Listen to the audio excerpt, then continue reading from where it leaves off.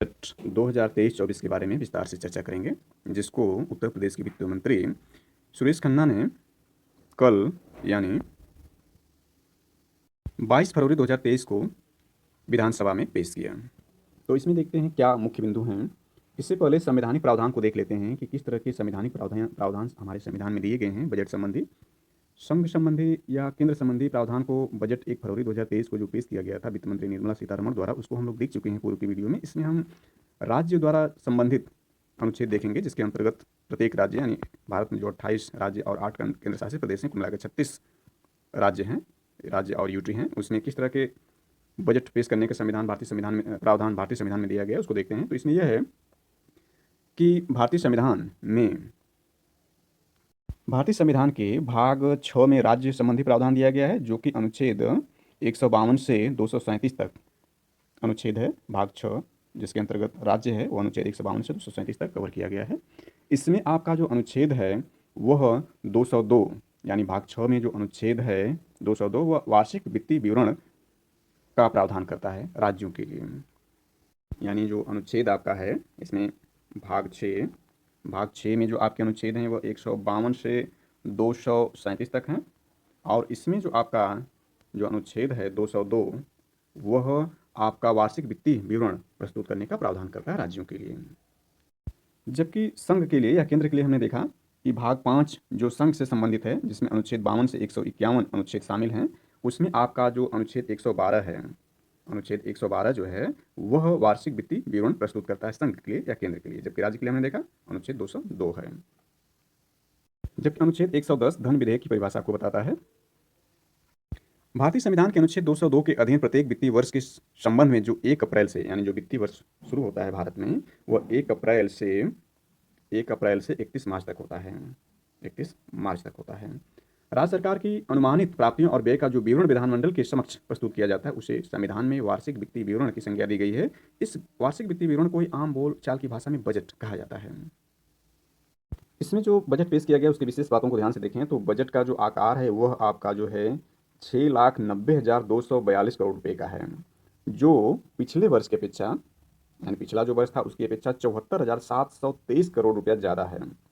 पिछले वर्ष की अपेक्षा 74,723 करोड़ रुपये ज़्यादा है। और पिछले वर्ष का जो वित्तीय वर्ष था 2022-23 में, उसमें बजट का आकार जो था वह 6,15,519 करोड़ रुपये का था। और इसमें यह विशेष है कि अब तक का यह सबसे बड़ा बजट है, और 19% GSDP यानी जो राज्यों के लिए जो सकल घरेलू उत्पाद वृद्धि होती है उसकी दर 2023-24 के लिए अनुमानित है, वह 19% का अनुमान व्यक्त किया गया है। इसमें जो है 19% वृद्धि का अनुमान व्यक्त किया गया है। क्या दिया है? वैश्विक निवेश सम्मेलन से मिले उत्साहजनक समर्थन की झलक योगी सरकार के दूसरे कार्यकाल के दूसरे बजट में साफ नजर आई। वित्त मंत्री सुरेश कुमार खन्ना ने वित्त वर्ष 2023-24 के बजट में सबको कुछ न कुछ देने का प्रयास किया है। इसमें प्रदेश की आबादी के 40% युवाओं के लिए रोजगार के मौका पैदा करने, अर्थव्यवस्था का आधार कृषि क्षेत्र के विकास के साथ ही इंफ्रास्ट्रक्चर विकास पर जोर दिया गया है। अगले साल होने वाले आम चुनावों को ध्यान में रखकर वित्त मंत्री ने न केवल पुरानी योजनाओं पर फोकस किया है बल्कि कई नई योजनाएं भी घोषित की है। इसमें उल्लेखनीय है कि इसमें प्रदेश की आबादी के 40% युवा हैं उत्तर प्रदेश में। यह इंपॉर्टेंट है, नोटेड पॉइंट है। देखते हैं बजट में युवाओं के लिए क्या प्रावधान किया गया है। युवा 3,600 या 3,600 करोड़ स्वामी विवेकानंद युवा सशक्तिकरण योजना के तहत युवाओं को टैबलेट और स्मार्टफोन देने के लिए, 100 करोड़ इनक्यूबेटर्स को बढ़ावा देने के लिए, और 60 करोड़ जो है उत्तर प्रदेश सूचना प्रौद्योगिकी एवं स्टार्टअप नीति के लिए है, और 20 करोड़ रुपए ग्रामीण क्षेत्रों में युवा उद्यमियों के लिए एग्रीटेक स्टार्टअप एप्स की स्थापना के लिए है। और जो आपका है वह आईटी और इलेक्ट्रॉनिक्स क्षेत्र में जो है 401 करोड़ यूपी इलेक्ट्रॉनिक्स विनिर्माण नीति के कार्यान्वयन के लिए है, और इसमें 85.89 करोड़ स्टेट डाटा सेंटर के लिए है, और 60 करोड़ यूपी सूचना प्रौद्योगिकी एवं स्टार्टअप नीति के लिए है। 4 विश्वविद्यालय मिले, इसमें 4 विश्वविद्यालय मिले हैं बजट में। तो 50 करोड़ रुपए माँ विंध्यवासिनी राज्य विश्वविद्यालय की स्थापना के लिए, और इसमें 50 करोड़ माँ पाटेश्वरी देवी राज्य विश्वविद्यालय देवी पाटन मंडल की स्थापना के लिए, और 50 करोड़ मुरादाबाद मंडल में राज्य विश्वविद्यालय की स्थापना के लिए, और 50 करोड़ महात्मा बुद्ध कृषि एवं प्रौद्योगिकी विश्वविद्यालय कुशीनगर के लिए दिया गया है। MSME व निर्यात प्रोत्साहन के लिए 200 करोड़ ODOP हस्तशिल्प यानी वन डिस्ट्रिक्ट वन प्रोडक्ट्स के अंतर्गत हस्तशिल्प उत्पादों के विपणन को प्रोत्साहन करने के लिए यूनिटी माला स्थापना के लिए 200 करोड़ रुपये दिए गए हैं। इसके अलावा आपका जो है बेसिक शिक्षा में देखते हैं तो बेसिक शिक्षा में आपका है 1,000 करोड़ जो है ऑपरेशन कायाकल्प के लिए है, और माध्यमिक शिक्षा में 500 करोड़ रुपए प्रोजेक्ट अलंकार के लिए हैं, जिसमें 10 करोड़ रुपए संस्कृत के छात्रों के लिए वजीफा है और 1010 करोड़ रुपए जो है पीएम श्री योजना बेसिक व माध्यमिक शिक्षा के लिए है, जिसमें आपका 900 करोड़ रुपए बेसिक माध्यमिक व उच्च शिक्षा के ग्राम पंचायत एवं वार्ड स्तर पर डिजिटल लाइब्रेरी के लिए है।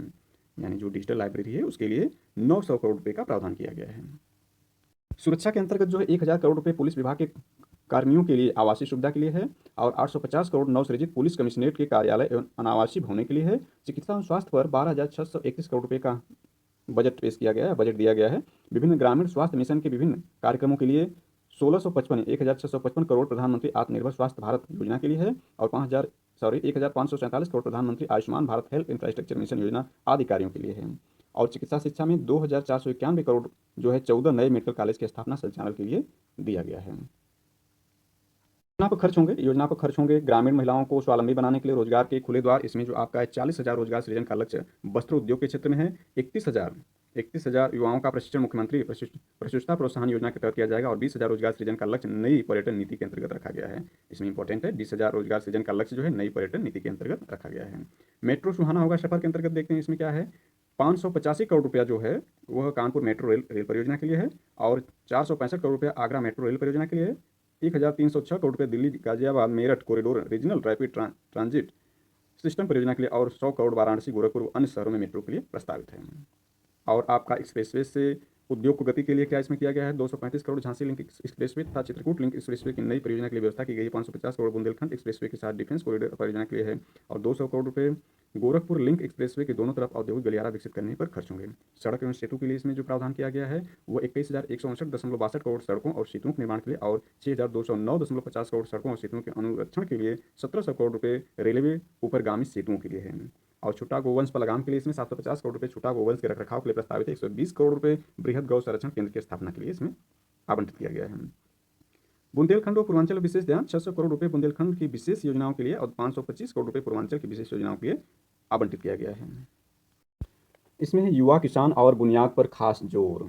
स्टार्टअप सीड फंड 4 विश्वविद्यालयों से युवाओं को तो किसानों को नलकूप की मुक्त सिंचाई से साधा गया है। पूंजीगत खर्च में 60,000 करोड़ की वृद्धि इंफ्रास्ट्रक्चर की नई परियोजनाओं तेज विकास को देगी रफ्तार।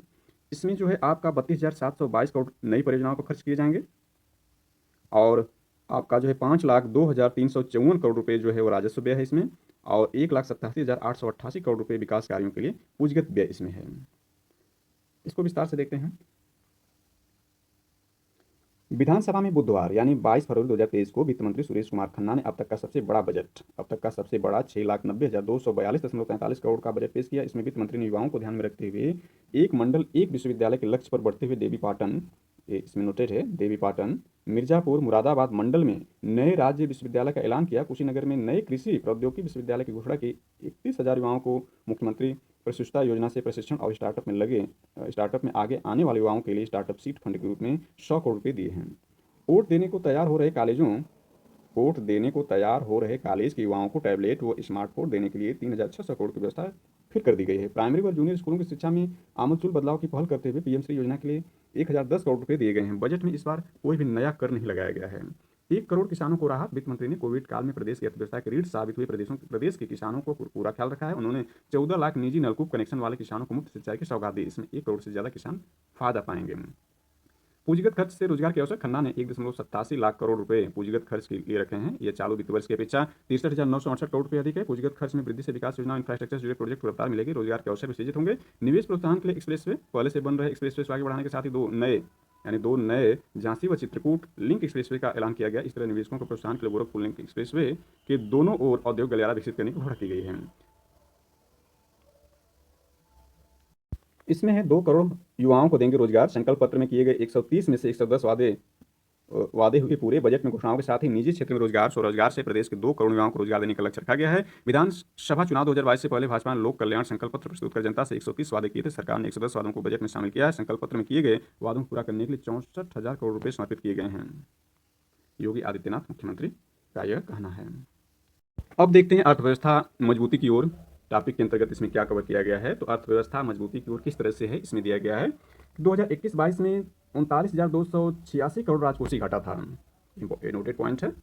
2022-23 इससे बढ़कर 81,326 करोड़ रहने का अनुमान लगाया गया है और 23-24 में इससे बढ़कर 84,883 करोड़ रहने का अनुमान व्यक्त किया गया है। जो सकल राज्य घरेलू उत्पाद का 3.48 यानी 3.48% है। यह तय सीमा के भीतर है, जबकि पिछले वित्त वर्ष में यह 3.96% था। और 6,83,293 करोड़ रुपए बजट की प्राप्तियां हुई हैं, यानी 6,83,293 करोड़ रुपए बजट प्राप्तियां इसमें हैं, और 68,512 करोड़ रुपए इसमें राजस्व बचत है। और यह कहाँ से राजस्व प्राप्ति हुई है, इसको भी ध्यान देना है। इसमें राजस्व प्राप्ति का जो स्रोत है वह जीएसटी यानी गुड्स और सर्विस टैक्स जो है जीएसटी, उससे जो है आपका 1,50,000 करोड़ रुपए प्राप्त हुआ है, और आबकारी शुल्क से 58,000 करोड़ रुपए प्राप्त हुआ है। स्टाम्प एवं पंजीकरण से 34,560 करोड़ रुपए प्राप्त हुआ है, और वाहन पर कर से जो प्राप्त हुआ है 12,672 करोड़ रुपए प्राप्त हुआ है। खेती की खुराक के अंतर्गत देखते हैं 55.60 करोड़ रुपए मिलेट्स पुनरुद्धार योजना के लिए है। इसमें 631.93 crore national mission for sustainable agriculture योजना के लिए है। हथकरघा में प्रोत्साहन के लिए 345 करोड़ प्रदेश के पावरलूम बुनकरों को रियायती दरों पर बिजली के लिए है, और 150 करोड़ कपड़ा वस्त्र नीति 2022 के लिए, 175 करोड़ वस्त्र नीति 2017 के लिए, और ऊर्जा क्षेत्र में इसमें जो है 1,500 करोड़ निजी नलकूप उपभोक्ताओं के बिजली बिल में छूट के लिए, और 1950 करोड़ कृषि विभाग को दिया गया है। यानी 1950 करोड़ जो है कृषि विभाग को दिया गया है, और 1,500 करोड़ जो है निजी नलकूप उपभोक्ताओं के बिजली बिल में छूट के लिए दिया गया, और 6,500 करोड़ विद्युत वितरण आदि से जुड़ी रिवैम्प्ड डिस्ट्रीब्यूटर सेक्टर स्कीम के लिए दी गई है, और 1,554 करोड़ बुंदेलखंड व ग्रीन एनर्जी कॉरिडोर परियोजना के अंतर्गत पारेषण तंत्र के निर्माण के लिए है। पर्यटन और नगर विकास के लिए देखें तो इसमें 50 करोड़ शक्तिपीठ मां शाकुंभरी देवी मंदिर के समेकित पर्यटन विकास के लिए है, और 40 करोड़ प्रयागराज के समेकित विकास के लिए है। सामाजिक सुरक्षा में देखें का दायरा बढ़ा है तो इसमें है 7,248 करोड़ वृद्धावस्था किसान पेंशन योजना के लिए, और 4,032 करोड़ निराश्रित विधवा के भरण पोषण के लिए है, और 1,120 करोड़ दिव्यांग पेंशन योजना का इसमें आवंटन किया गया है।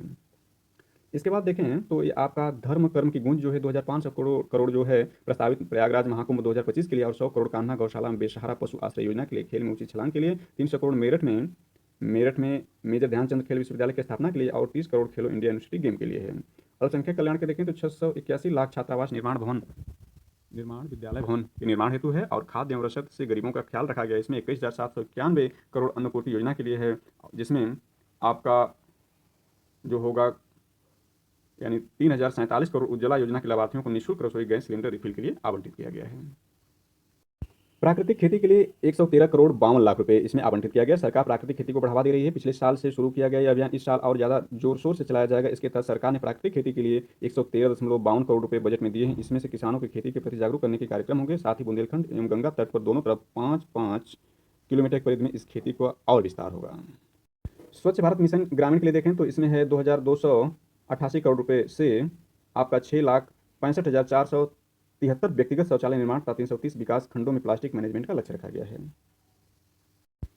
5,616 करोड़ रुपए की व्यवस्था अमृत 2.0 के अंतर्गत पेयजल, सीवरेज तथा वाटर बॉडीज के काम कराए जाएंगे, और आपका जो है 2,707 करोड़ रुपए स्वच्छ भारत मिशन 2.0 के अंतर्गत शौचालय, solid waste management, used water management के लिए दिए गए हैं। इसमें है 854 करोड़ रुपए में होगा रोडवेज का कायाकल्प। 400 करोड़ से खरीदी जाएंगी 1,000 नई बसें, सुविधाएं भी होंगी बेहतर। इसमें सब जानकारी दिया हुआ है। और इसमें 87.49 करोड़ रुपए जो होगा श्यामा प्रसाद मुखर्जी रूर्बन मिशन के लिए दिया गया है, और 1,203 करोड़ रुपए जो है वो मुख्यमंत्री आवास योजना के लिए आवंटित किया गया है। इसको देखते हैं ग्रामीण विकास के लिए जो आवंटित किया गया है उसमें 87.49 करोड़ रुपए श्यामा प्रसाद मुखर्जी रूर्बन मिशन के लिए है। 1,203 करोड़ रुपए मुख्यमंत्री आवास योजना ग्रामीण के लिए आवंटित किया गया है, और 5,966 करोड़ रुपए से गांव की सड़कों का होगा निर्माण, और 9,000 करोड़ रुपए से PMY ग्रामीण के तहत आपका जो है वह 12,39,877 आवासों का निर्माण होगा। इसमें आपका इंपॉर्टेंट पॉइंट ये भी है कि 25,350 करोड़ रुपए में 2.26 करोड़ घरों तक पहुंचेगा पानी। इसमें नमामि गंगे व जल जीवन मिशन के लिए खोला खजाना। इसमें हर घर जल पहुंचाने के लिए सरकार ने इस बजट में बड़ी व्यवस्था की है। नमामि गंगे और जल जीवन मिशन में 25,350 करोड़ रुपए का बजट रखा गया। इसके लिए 2.26 करोड़ घरों के लिए जलापूर्ति की व्यवस्था की जाएगी। इसमें किसानों को प्रशिक्षित करेंगे 17,000 स्कूल। किसानों को कृषि के नए और आधुनिक तरीके से प्रशिक्षित करने के लिए 2 मिलियन फार्मर्स स्कूल हेतु 17,000 किसान पाठशालाएं बनाई जाएंगी। इंपॉर्टेंट है। नेक्स्ट इसमें है 375 करोड़ मध्य गंगा परियोजना के लिए, और 192 करोड़ सरयू नहर परियोजना के लिए आवंटित किया गया। बजट में खास क्या है इसको देखते हैं। 2,803 करोड़ रुपए से बाढ़ नियंत्रण एवं जल निकासी में काम होंगे। किसानों की बढ़ेगी सिंचाई सुविधा। इसके अंतर्गत है नहरों एवं नहरों एवं सरकारी नलकूपों से किसानों को मुख्य पानी की सुविधा के लिए 900 करोड़ रुपए की व्यवस्था की गई। नदी में सुधार एवं कटाव निरोधक परियोजना के लिए 1619 करोड़ रुपए प्रस्तावित हैं और 502 करोड़ रुपए से प्रदेश में होगा नए राजकीय नलकूपों का निर्माण। इसमें 5332 करोड़ रुपए मुख्य सिंचाई परियोजना के लिए, 2220 करोड़ रुपए मध्यम सिंचाई परियोजना पर खर्च होंगे और 3400 करोड़ रुपए लघु सिंचाई परियोजनाओं के लिए आवंटित किया गया। इसमें 250 करोड़ से चीनी मिल परिक्षेत्र में कृषि विपणन सुविधाओं हेतु होगा मार्गों का चौड़ीकरण और नवनिर्माण और 330 करोड़ रुपए जल निकास यानी नाबार्ड पोषित परियोजना के लिए दिया गया है। और इसमें जो है 750 करोड़ कृषि दुर्घटना कल्याण योजना के लिए, इसके तहत किसानों की मृत्यु या दिव्यांगता की स्थिति में 5 लाख रुपए देने का प्रावधान है। और 753 करोड़ रुपए नेशनल क्रॉप इंश्योरेंस योजना के लिए, इससे फसलों की होगी सुरक्षा में। दूध के कारोबार से भविष्य संवारने की वकायद इसमें की गई है। इसमें जो है आपका डेयरी और दुग्ध व्यवसाय को बढ़ावा देने के लिए सरकार ने बजट में 61.21 करोड़ रुपए की व्यवस्था की है। इसके अलावा दुग्ध संघों को पुनर्जीवित एवं सुदृढ़ीकरण करने के लिए 86.95 करोड़ का प्रावधान किया गया। इरादा यह भी है कि प्रदेश के 20 जिलों में 200 आदर्श गांव चुनकर दूध के व्यवसाय को अधिक अधिक उत्पादक बनाया जाए या कारगर बनाया जाए। अब देखते हैं इसमें बाराबंकी और रायबरेली की स्पिनिंग कंपनियों के लिए 287.95 करोड़ आवंटित किया गया है। इसके अलावा लखनऊ और हरदोई सीमा पर टेक्सटाइल पार्क बनाया जाएगा। लखनऊ और हरदोई सीमा पर कृषि विभाग की चिन्हित 1000 एकड़ भूमि पर पीएम मित्र योजना के तहत टेक्सटाइल पार्क की स्थापना के लिए 20 करोड़ रुपए की व्यवस्था की गई है। इंपॉर्टेंट है। और इसके बाद इसमें आपका दिया हुआ है 2588 करोड़ रुपए राज्य मार्गों के चौड़ीकरण व सुदृढ़ीकरण के लिए है और 2538 करोड़ रुपए वो अन्य जिला मार्गों के चौड़ीकरण व नए कर्मों के लिए व्यवस्था की गई है और 1000 करोड़ धर्मार्थ मार्गों के विकास के लिए प्रस्तावित किया गया है। इसमें जो आपका है 2.50 करोड़ नैमिषारण्य धाम तीर्थ विकास परिषद के लिए यहाँ वैदिक विज्ञान और तप स्थल अध्ययन केंद्र की स्थापना भी होगी। इसके अलावा 50 करोड़ धार्मिक एवं ऐतिहासिक दृष्टि से महत्वपूर्ण नगरीय निकायों में मूलभूत अवस्थापना सुविधाओं के लिए और 40 करोड़ बौद्ध परिपथ, 40 करोड़ बुंदेलखंड और 10 करोड़ शुक्र तीर्थ धाम के समेकित पर्यटन विकास के लिए प्रस्तावित किया गया है। इसमें देखते हैं पर्यटन की नई घोषणाओं से परहेज, पुरानी पर जोर। इसमें क्या दिया है, सरकार ने बजट में पर्यटन क्षेत्र के विकास को लेकर कोई नई घोषणा तो नहीं की है, लेकिन पर्यटकों की बढ़ती संख्या को देखते हुए आधारभूत संरचनाओं को मजबूत करने पर जोर जरूर दिया है। खास तौर पर धार्मिक पर्यटन को देखते हुए प्रमुख धार्मिक स्थलों के विकास पर ही फोकस किया गया। इसके लिए पॉलिसी चल योजनाओं के लिए धन की व्यवस्था की गई है। सरकार को बताया गया कि बीते साल 24.87 करोड़ देशी और 4.10 लाख विदेशी पर्यटक भ्रमण पर यूपी आए। इसके मद्देनजर स्पिरिचुअल सर्किट योजना के अंतर्गत गोरखपुर, देवीपाटन, डुमरियागंज, जेवर, दादरी, सिकंदराबाद, नोएडा, खुर्जा, बांदा और मथुरा में परियोजनाएं चल रही हैं। इसी प्रकार धार्मिक पर्यटन को ध्यान में रखकर अयोध्या, वाराणसी, चित्रकूट, विंध्याचल, प्रयागराज, नैमिषारण्य, गोरखपुर, बटेश्वर धाम के लिए विकास पर 300 करोड़ रुपए खर्च किए जा रहे हैं। अगला देखें इसमें तो 3000 करोड़ रुपए से सौर के शहरों की सूरत विकास प्राधिकरणों को भी मिलेगी आर्थिक मजबूती। सौर ऊर्जा से विकास पर खास जोर। 1554 करोड़ रुपए बुंदेलखंड सौर ऊर्जा परियोजना के लिए दिए गए हैं। इसमें आपका दिया है वाराणसी व आगरा में बनेगी साइंस सिटी। इंपॉर्टेंट है, वाराणसी व आगरा में बनेगी साइंस सिटी। सरकार ने वाराणसी आगरा में साइंस सिटी एवं नक्षत्रशाला स्थापना के लिए बजट की व्यवस्था की है। इसके तहत स्थापना के लिए 2-2 करोड़ एवं मशीन उपकरणों के लिए 13-13 करोड़ की व्यवस्था की गई है। और नेक्स्ट देखें इसमें अयोध्या को मॉडल, ये भी इंपॉर्टेंट है, अयोध्या को मॉडल सोलर सिटी बनाने के लिए 1575 करोड़ रुपये दिए गए हैं।